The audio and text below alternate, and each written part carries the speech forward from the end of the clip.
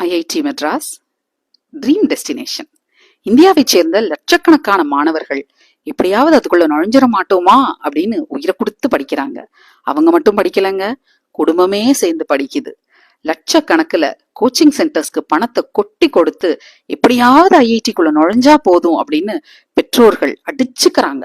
அவ்வளவு பெரிய போட்டி நிறைந்த அந்த இடத்துக்குள்ள பழங்குடி இனத்தை சேர்ந்த ஒரு மாணவி அரசு பள்ளியில படிச்சு, அதுவும் தமிழ் மீடியத்துல படிச்சு ஐஐடிக்குள்ள நுழைய போறாங்க.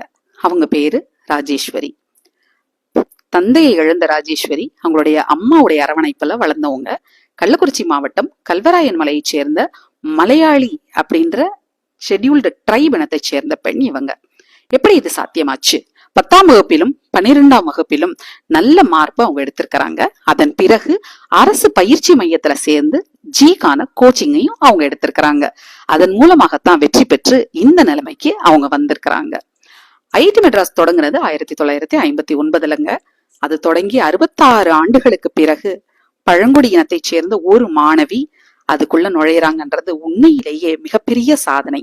இந்த சாதனை ஏன் அவ்வளவு முக்கியமானது அப்படின்னு நம்ம சொல்றோம் அப்படின்னா, கல்வராயன் மலையை சேர்ந்த சிறு பெண் குழந்தைகளுக்கு ஒரு பயிற்சி எடுப்பதற்காக ஹெர்ஸ்டோரிஸ் டீமை சேர்ந்த கீதா இளங்கோவன், நாராயணி, நிவேதிதா இவங்க எல்லாம் 2 வருஷத்துக்கு முன்னாடி போயிருந்தாங்க.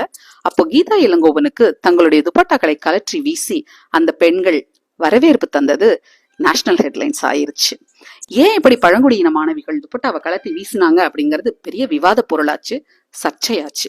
அந்த குழந்தைகளோடு உரையாடும் போதுதான் எந்த அளவுக்கு அவங்க ஆடைகளாலையும் இன்ன பிற ஒடுக்குமுறைகளாலையும் மிக கடுமையாக பாதிக்கப்பட்டிருக்காங்க அப்படிங்கிறது நம்ம டீம் புரிஞ்சுக்கிட்டாங்க. அதன் பிறகு அவங்களோடு நீண்ட நெடிய உரையாடல்கள் நடந்திருக்குது. இளமை காலத்திலேயே குழந்தை திருமணங்களை எப்படி தடுக்கிறது அப்படின்னும் அவங்களுக்கு பயிற்சி சொல்லப்பட்டிருக்கு.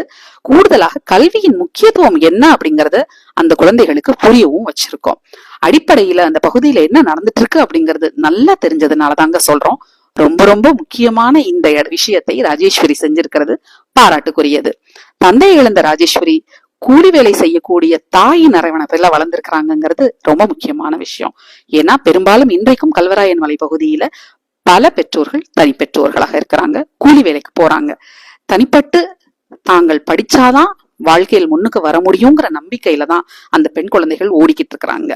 இந்த ஓட்டம் ராஜேஸ்வரியுடைய தனிப்பட்ட ஓட்டம் இல்லைங்க, ஒரு ஊருடைய ஓட்டம், ஒரு இனத்துடைய ஓட்டம், பெண்களுடைய ஓட்டம், ஒடுக்குமுறை சந்தித்துக் கொண்டிருப்பவர்களுடைய ஓட்டம். அதனாலதான் இந்த வெற்றி ரொம்ப ரொம்ப இனிமையானதாக இருக்குது. வாழ்த்துக்கள் ராஜேஸ்வரி.